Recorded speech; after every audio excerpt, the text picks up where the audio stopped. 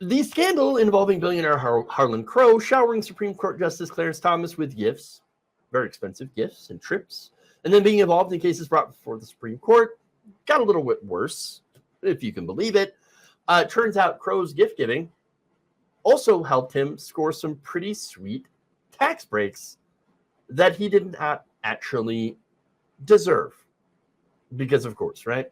So now Crow has for years used his 162-foot yacht, the McKellar Rose, as sort of a charter business. So he claims in order to avoid paying taxes.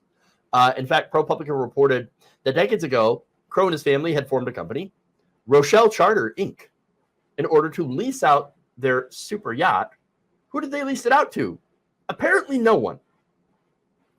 Data from between 2003 and 2015, the company reported actually losing money in 10 of the 13 years. Net losses reached nearly $8 million, with about half going to Harlan himself. Now, normally losses are bad, but when you're, a business, you can write those losses off on your taxes to avoid paying them. Yes, the yacht tax breaks, among other loopholes, actually enabled Crow to pay an average income tax rate of 15% during that time period. I am self-employed, technically. I'm an independent contractor, but I pay more of a percentage of my income in taxes than a billionaire. In fact, most middle-class Americans pay more in taxes as a percentage of their income than billionaires like Harlan Crow. And this is one of the reasons why. I'm not a billionaire. I'm not a millionaire. I'm not even a 100,000-aire. Okay? And yet, why am I paying more of my income to taxes than these people? Now, he did it while taking a Supreme Court justice out on lavish trips that I'm sure had absolutely no bearing to do on any of the cases that Thomas would rule on involving Crow's business dealings, right? Or anything Crow was involved in. Real estate industry, for example? No. Perish the thought. But here's the thing, it gets worse. These sorts of deductions can only be had by a purported business operator, as I mentioned. But was this a legitimate business? Was he actually chartering out this yacht? Turns out, nope. ProPublica spoke to about a dozen former crew members of the ship, and none of them said that they were aware of the super yacht ever being chartered.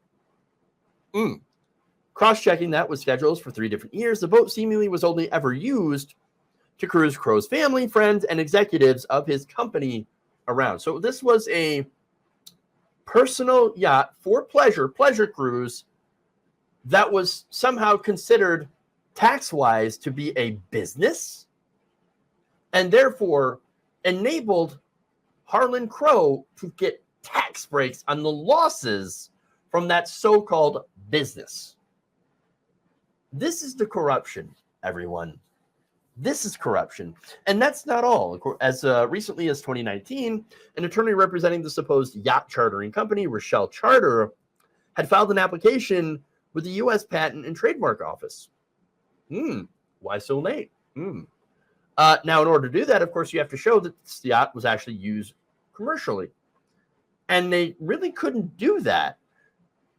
So in order to make their case to the patent office, Crow's attorney created a brochure. This brochure reads, "This magnificent yacht has cruised the oceans of the world with a graceful and gentle motion, only found on the most superior seagoing vessels." Pamphlet boasted of the boat's fine, sea kindly hull and mahogany paneled formal dining room that seats 16. That same brochure, though, said nothing about how you could actually charter this thing. Now, upon seeing that, the trademark office was initially skeptical. They're like, okay, this sounds nice, but this doesn't prove that it's a business. And then that's where the attorney went to Google and pulled up screenshots from websites like superyachts.com and liveyachting.com that showed links and references to yacht charter services offered in connection with applicant Michaela Rose Mark, according to the attorney. So, look, the patent office looked at that and they said, okay, whatever. Approved. That still doesn't mean it's a real business. Their proof, the websites, they just host profiles for hundreds of ships, regardless of whether or not they can be chartered.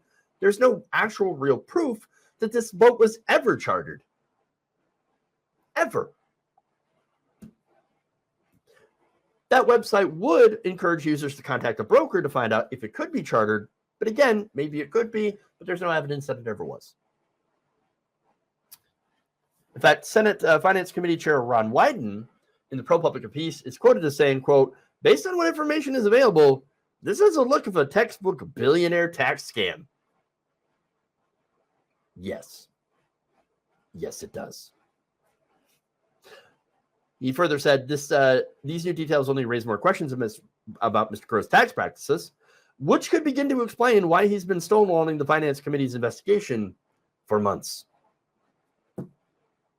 And so now, again, great example of this corruption, but also a good example of how billionaires spend their time. You see, instead of, running their businesses, because the CEOs seem to have a lot of time in their hands. I mean, the best example of that actually is to look at Elon Musk. Owns 3 companies, spends all of his time tweeting memes, proving that the cream does not rise to the top. Sometimes that cream is just shit. At least in the case of Elon Musk. The meritocracy doesn't exist. Not real. They just sit. A lot of these billionaires, they just sit and scheme about ways to pay less money in taxes and to avoid regulations, which is where the Supreme Court comes into play. You see, regulations can be challenged by corporations and taken to court. The Supreme Court, for example, Obama's Clean Power Plan, taken to the courts. So, some of them, of course, they got to work their ways to some of the lower courts, which is why the right wing during the Trump administration stacked a lot of the lower courts, but also stacked the Supreme Court, which eventually makes its way up there too. These same people wine and dine and give fancy trips to these Supreme Court justices that will see these justices decide whether or not they will save money. And this just adds to the already huge list of problems with Justice Thomas and other Supreme Court justices now, who's received secret and lavish gifts for decades, including luxurious island hopping excursions on these super yachts, tuition payments for his grandnephew's private schooling, and even a secret deal in which Crow bought Thomas' family property and proceeded to upgrade it while Thomas's mother lived in it. But I'm sure this has no effect at all whatsoever on any of the decisions that Thomas has made in regards to anything related to Harlan Crow's business. Right. They're just gifts to my great friend Thomas, my great friend Clarence. I love that guy. He's such a great guy. He just happens to help me in, my business, voting in my favor pretty much every single time. Now they just have to go and buy the rest of the justices. Now, meanwhile, separately, Thomas's aide also collected Venmo payments, allegedly for a Christmas party hosted by the justice, from a string of high-rolling lawyers with cases before the Supreme Court. Yeah. Look, if you ask me, the highest court in this land is both corrupt and largely illegitimate and needs major, major ethics reforms before it could ever regain that legitimacy. Whether or not that will actually happen, at least in my lifetime, is an open question. But it does need to happen. Or, again, it's going to continue to face even more questions about its legitimacy. And in a democracy, it's not a good thing. Not a good thing to have the population question the justice system.